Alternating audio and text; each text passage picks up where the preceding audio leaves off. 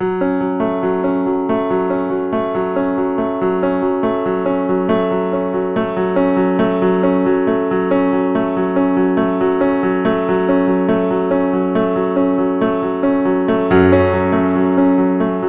Time देखना शुरू कर चुका है। मैं सीमांत हूँ और इस वक्त मैं दुर्ग में हूँ। आपको बता दें उत्तराखंड में जो भूस्खलन की लगातार खबरें आ रही थी, जिसमें भिलाई के 55 लोग फंसे थे और लगातार शासन प्रशासन और सभी लोग उसमें कम्युनिकेशन एक बनाए हुए थे, लगातार संपर्क में आने की कोशिश में थे।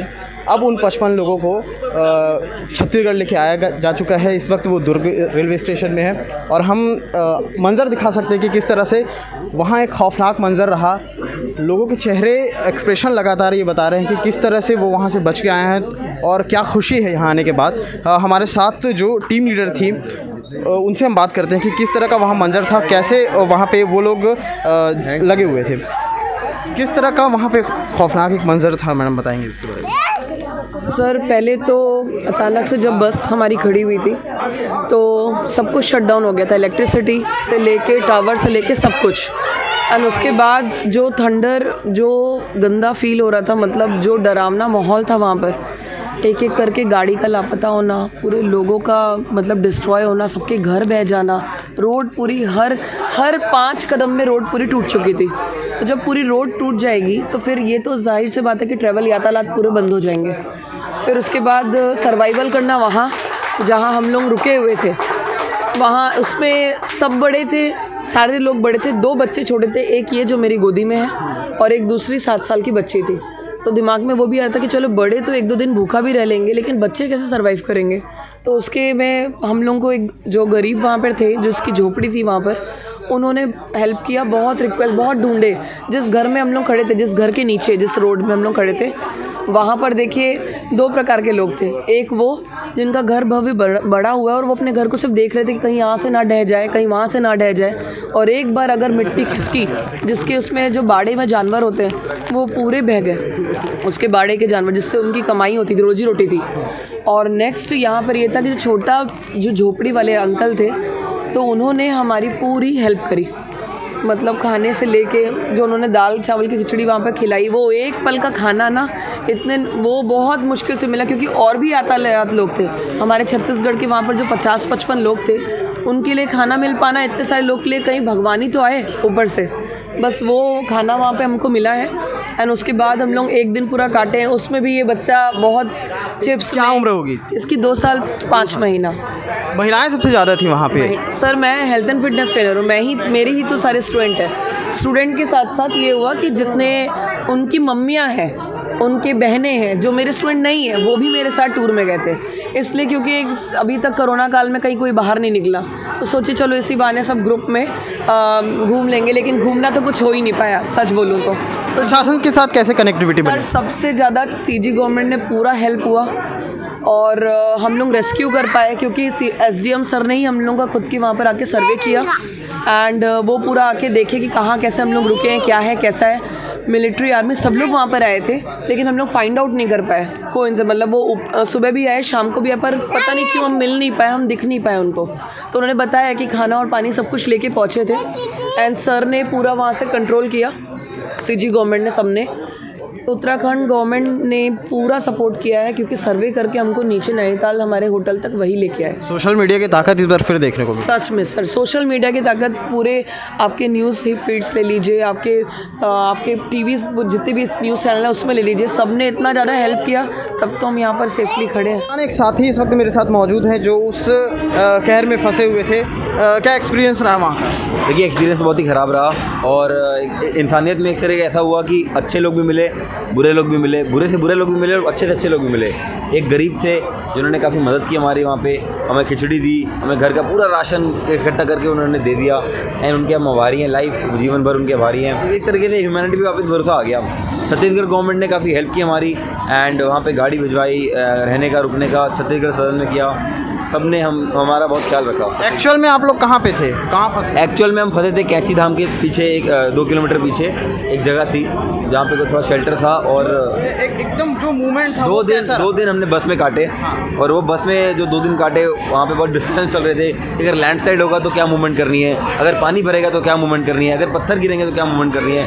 वो डिस्कशन के कारण 2-3 घंटे डिस्कशन चले रात को। एंड हमने प्लान के अकॉर्डिंग ही एक्ट किया और वो सक्सेसफुल हो गया। आज सब लोग आ गए तो हमें अच्छा लग रहा है एक तरीके से। जब पता चला कि 55 लोग उत्तराखंड में फंसे हैं तो सबसे पहले जिन्होंने ये खबर दी थी और जिनकी फैमिली के लोग वहाँ पे फंसे थे, सबसे पहले जो वीडियो वायरल हुआ था वो मेरे साथ इस वक्त हैं। परिवार के लोग आ गए हैं, कैसा लग रहा है? और हाँ, बहुत ही अच्छा लग रहा है। बहुत ही दुर्घटनाग्रस्त इनकी जर्नी रही और क्या हुआ ये तो आप लोगों को पता ही चला है। इन लोग सब सुरक्षित है, 55 लोग सुरक्षित है, ये सबसे बड़ी बात है। और सबके चेहरे में मुस्कान देख के हमारी आंखें छलक गई। आपके ये फैमिली मेम्बर है? फैमिली मेम्बर है, मेरी बेटी है। एक नई ज़िंदगी आप लोग को मिली है? हाँ, बिल्कुल नई ज़िंदगी है, क्योंकि जो देख के आए हैं वो ऐसे शब्दों में बयान करना बहुत मुश्किल है। जो समझाना कि क्या क्या देख के आए हैं, क्या क्या हर्डल्स पार करके कूद फांद के गए हैं, वो चीज़ तो अभी कभी सोचा भी नहीं था कि ऐसा कुछ देखने को मिलेगा, कर पाएंगे। हर जगह मलबा था, जिस पत्थर में पैर रखते थे पत्थर भी हिलते थे वहाँ के। कब कहाँ बारिश हो रही थी, पत्थर कौन सा और गिर जाएगा कोई भरोसा नहीं था। 3 बजे से लेकर सुबह तक एकदम, मतलब वो जो एक भयानक रात थी हमने बस में गुजारी थी। बारिश गिरे ही जा रहा था, रुकने का नाम नहीं ले रहा था। और हमारे बस के जस्ट पीछे का नाला जो एकदम छोटा सा फ्लो था उस समय जब हमारी बस आके वहाँ खड़ी हुई थी, और वो फ्लो जो है अचानक एकदम सुबह के 4 बजे ऐसा बढ़ा कि वो पूरा रोड फट के निकल गया। हमारा जो बस ड्राइवर है उसने थोड़ी सी फुर्ती दिखाई और उसने बस को 2 सेकंड के अंदर, वो सामने एक तो इनोवा कार खड़ी थी, उसने कार वाले को बोला तुम साइड लो, नहीं तो मैं तुमको ठोक दूंगा, क्योंकि मेरे को इतनी सारी जानें बचानी है। तो कैसे भी करके उसने बस को आगे किया। 2 सेकंड के लिए अगर उस बस को आगे नहीं किया होता तो हम उसमें बह जाते इस नाले में। तो बहुत ही भयानक था। तो 24 घंटे फंसने के बाद जब सुबह हुई तो सुबह हमने सोचा कि अब क्या किया जाए। एक बार हिम्मत आ रही थी कि पैदल निकल जाए, एक बार नहीं आ रही थी। बस ड्राइवर ने हमसे कहा कि नहीं, आप बस में ही बैठे रहिए, कुछ नहीं होगा। हमने सोचा नहीं, लगातार बारिश गिर रहा है, अगर हम यहाँ ठहरे और नाला अगर और बढ़ गया और फट गया तो हम उसके अंदर तो चले ही जाएंगे, इससे अच्छा हम आगे बढ़े। तो सभी ने ये तय किया, जितने भी लोग थे हम सभी ने तय किया कि नहीं, हम पैदल ही पार करेंगे। और वहाँ पे तो पैदल तो और भी भयानक था, कहीं दलदल था, कहीं झरना था, कहीं पत्थर था। जिस पत्थर में हम पैर दे रहे थे वो भी हिल रहा था, मतलब थोड़ा भी अनबैलेंस हो तो हम अंदर। हमने वहाँ एक लकड़ी उठा लिया और जो पहाड़ी लड़के हैं उन्होंने हमारी थोड़ी मदद की थी। हमने उनको पुकारा हमारी मदद के लिए, प्लीज़ हमारी थोड़ी सी मदद कर दीजिए। मेरी तभी भी हम चल रहे थे तो मेरी बेटी का 2 पैर जो है एकदम दलदल के अंदर घुस गया। तो मैंने उन लड़कों को ज़ोर से आवाज़ लगाया कि प्लीज़ हमारी मदद कर दो, नहीं तो हम घुस जाएंगे। तो वो लड़के आए, उन्होंने हमारी मदद की, हमें हाथ पकड़ के खिंचाया।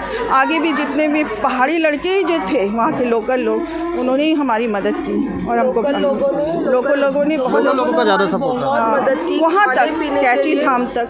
हाँ, उनका घर टूट गया, तभी भी उन्होंने हमको थोड़े से खाने के लिए खिचड़ी बना के दिया था उस रात। मदद की, दूसरे दिन उनका घर टूट गया था। कुदरत का कहर टूटा तो लगातार जो लीडिंग प्रोसेस में थे जो लोग, उनसे हम बात करते हैं कि किस तरह से ऐसे हालात में लीड कर पा रहे थे वहाँ पर रह कर। क्या नाम है सर आप? सर मेरा नाम SK मिश्रा है।